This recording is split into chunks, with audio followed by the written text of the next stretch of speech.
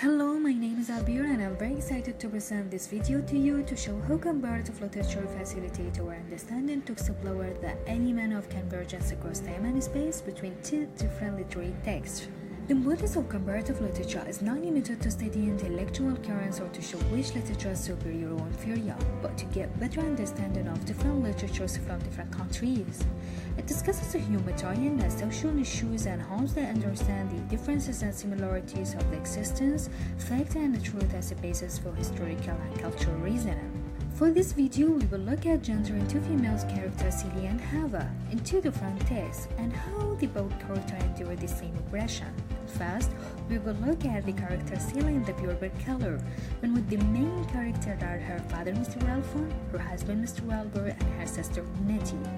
The Purebred color is a novel written by African-American woman writer, in which Celia is verbally, physically, and sexually abused by her father, who takes her children after they are born. Then, when her mother died, he married her to a man who is just as abusive. She finds herself in loveless marriage, caring for her husband's children, and being regularly raped and beaten. She was dominated by the overpowering patriarchal hegemony. But when she discovered that her husband hid her sister's letters in his last trunk, she realized the full extent of the abuses that she suffered from him. At this point, she started to take back her voice while reclaiming her sense of agency.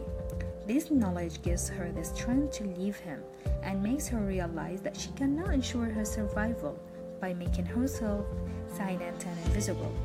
The experience that Celia went through is similar with Hava, which both depict the conflict within the same culture.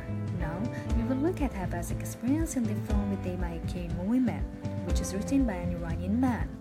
The film is about Hava, who was besieged by the strict limitation of her society since her childhood. When she was a little girl, she used to play freely outside her home with her best friend Osama.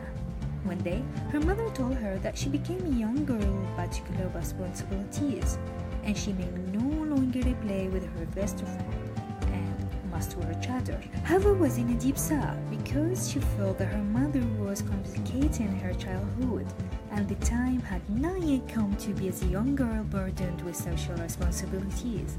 But she was desperate to say anything.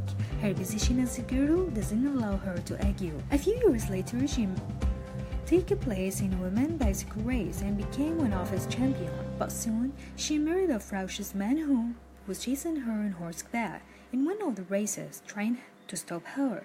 He threatened her with divorce. Even her family threatened her that they would disown her if she didn't listen to her husband's speech. Again, she found herself forced to obey and should not argue. Thus, she spent her life with depression and heaviness until she died. So we can know, because Hava's story is directed by man perspective, he imposes the male guest who was Hava's character. So she was portrayed as a voiceless and weak woman that followed the patriarchal orders of her husband, while the writer depicts Hava's husband as her protector.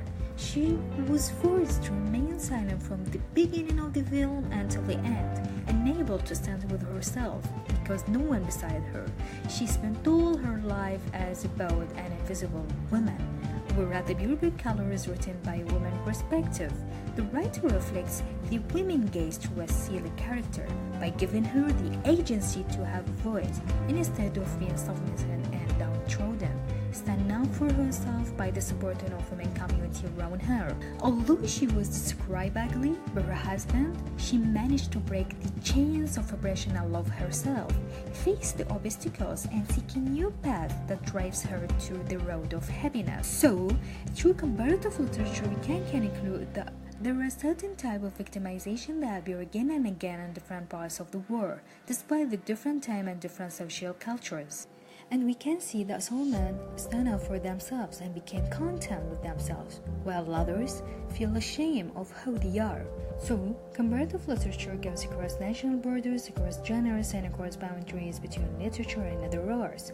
As Kiyama have defined it is an interdisciplinary field which implicates the evolution of text across the cultures and reviews of the patterns connection of literature.